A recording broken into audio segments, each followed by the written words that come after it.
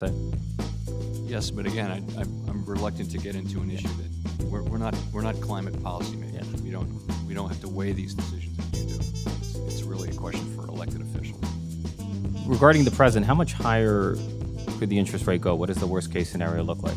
How much higher could the interest rate go? Yeah. So, no higher than it needs to go, but we think. But what's the worst case scenario? I wouldn't say worst case, but I'll tell you what I think. The point is to get. We think that first of all, financial conditions. Some changes have been made by the IRS. Relief programs have been updated with new eligibility requirements in order to receive extra stimulus money.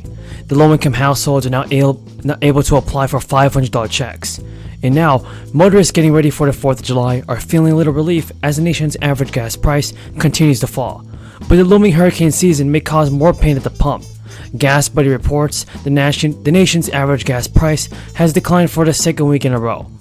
Data from more than 150,000 gas stations shows the price fell 8.8 cents to $4.88. However, prices remain more than $1 high than they were at the same time in 2021. The AAA reports show Indiana saw one of the largest weekly decreases in gas prices in the nation, down 12 weeks from week to week.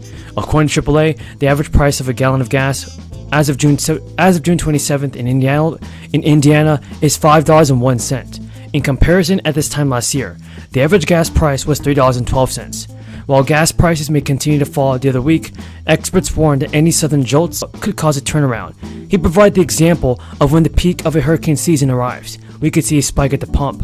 The AAA reports a drop in the global price of oil contributed to the decrease in gas prices.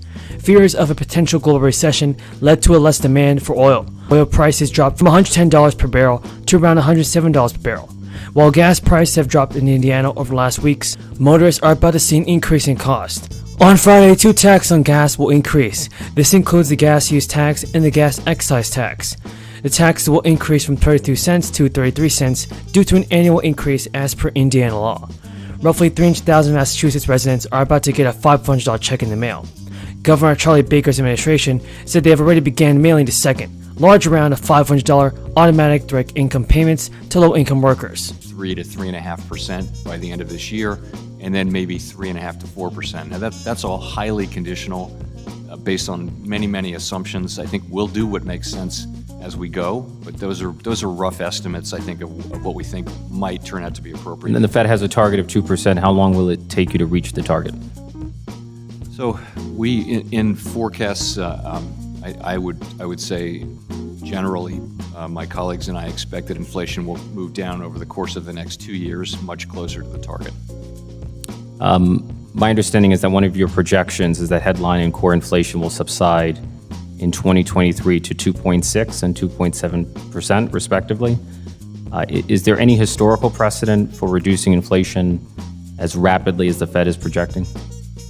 Well, yes. I mean, unfortunately, Paul Volcker had to do something very much like this, much larger, on a much larger scale. And but yes, we core inflation, core PCE inflation has actually tracked down a little bit from the very hot levels of late last year, and is closer to 4%.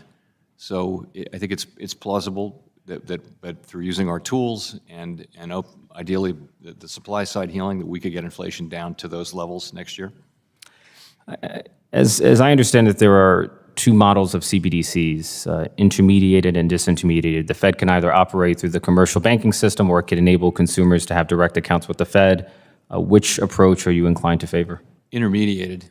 Intermediated. We actually don't have legal authority to provide accounts to anyone but depositories. And you've said the Fed has said it does not intend to proceed with the issuance of a CBDC without clear support from the executive branch and Congress. Do you see congressional authorization as a policy? The agreement includes more money to help Californians pay their rent and utility bills. The announcement of the deal indicates Newsom's proposal to send $400 payments to vehicle owners is dead.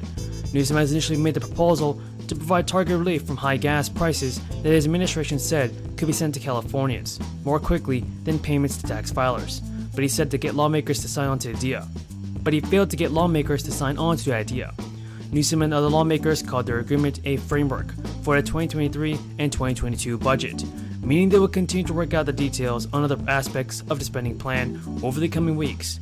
The budget will be the state's biggest ever and encompassing a record of $300 billion in spending. And citing the challenges of raising a family, particularly in the midst of the crisis and record inflation, Mitt Romney has introduced a plan to provide monthly payouts to working families with young children. Under this newly proposed Family Security Act 2.0, financial aid will be directly tied to number and ages of a family's children, with $350 for each young child per month and $250 for each school-aged child. The revised plan would also provide a $700 monthly sum to people expecting, and families will be eligible to apply for assistance 4 months before a child's due date. And according to the release from the Senator's office, the proposal will provide families with increased transparency on how much money to expect from the federal government and allowing them to receive the funds more quickly. The Family Security Act 2.0 will limit the amount of money given to families who do not meet a $10,000 earning threshold the year prior, reducing the financial aid proportionally to the amount earned, while curtailing the amount given to families that earn above the child tax credit income phase-out thresholds, which currently sit at around $200,000 for single filers. Folks, we have a ton of good news about the fourth stimulus check.